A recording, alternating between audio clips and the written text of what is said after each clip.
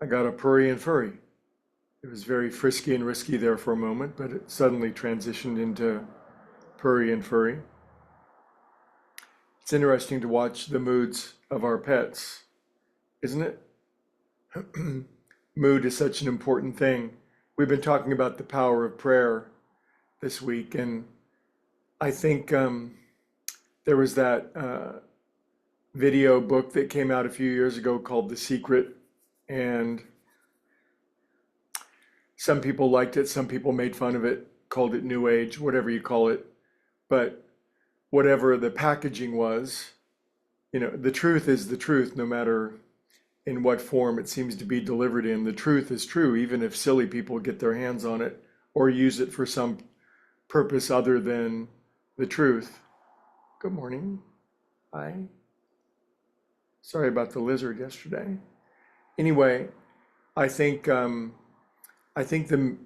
missing key to prayer is, and when we get it, we can really begin to make astonishing progress, is the incredible power of feeling our prayers. Feeling. I think we often think of prayer as a thought. We generate a thought and we send it off.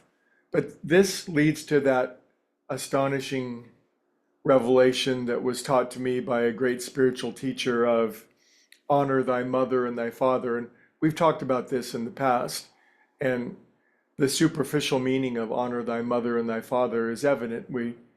Civilization, society, well-being, functional societies are built upon honoring your mother and your father. And this is true unless we're somehow foisted crazy parents upon us, but still honor as best we can. But the deeper spiritual, metaphysical meaning of honoring your mother and your father is honoring thought and feeling. And it's not that hard to think that thought is masculine and feeling is feminine, just in a general way. And when our thought and our feeling are cooperating, we're incredibly powerful. In other words, our consciousness is a household, and when mom and dad are getting along well, then things go smoothly, and there's a harmony, there's a productivity, there's a flourishing, there's a thriving around the house. But if the feeling nature is not good, if mom's not happy, it doesn't generally go well around the house. And so we should learn to cooperate with the feeling inside of ourselves. It only makes sense. A prayer without the feeling added to it is sterile. It's void of its necessary power. And I think in our general culture today, thinking is getting better and better, but this thing called emotional intelligence, people just can't damn well manage their mood, their feeling. And oftentimes our prayers go something like this: Infinite universal power, if you'll rearrange external circumstances, then I will feel better. And if we really think about it, anytime we issue a prayer, if we really take a look, whatever we're praying for is designed to change how we're feeling. We're praying for better health, more money, better relationships, better situations, a new place to live, whatever it is. We're praying because the thing we're asking for, we truly feel, and it makes sense that it'll change what we feel like. When this external rearrangement happens, then I will feel the way that I want to feel. But here's the deal. You got to feel it first.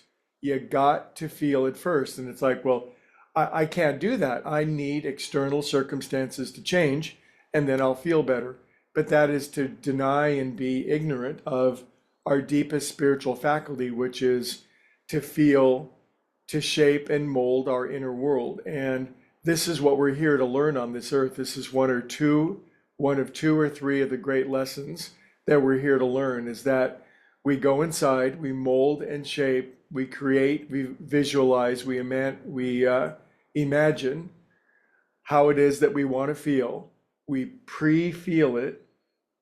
We connect the thought and the feeling together. They fuse together into this. I don't think there's really a word for it in English, but I'm going to make it up. It's called thought feel. thought feeling. You thought feel the thing most wanted.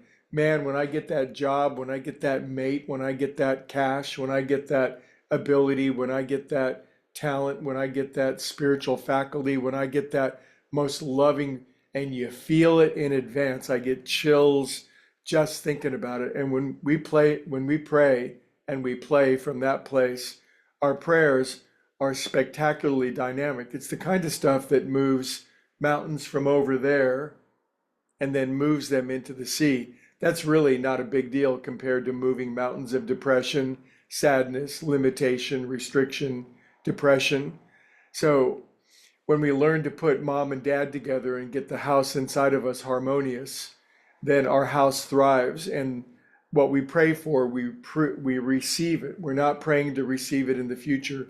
You receive that feel good, that blessing, that thriving, that gratitude, that joy, that exhilaration, that zest, that harmony, that pure and glorious fullness of life. We feel it. And of course, we think about that thing most wanted, and there it is. That's it. Now, I guess I'm reminding myself, but I hope it stimulates an expansion of knowledge and ability for a prayer for you. Practice today, and let's manifest glory. See you tomorrow.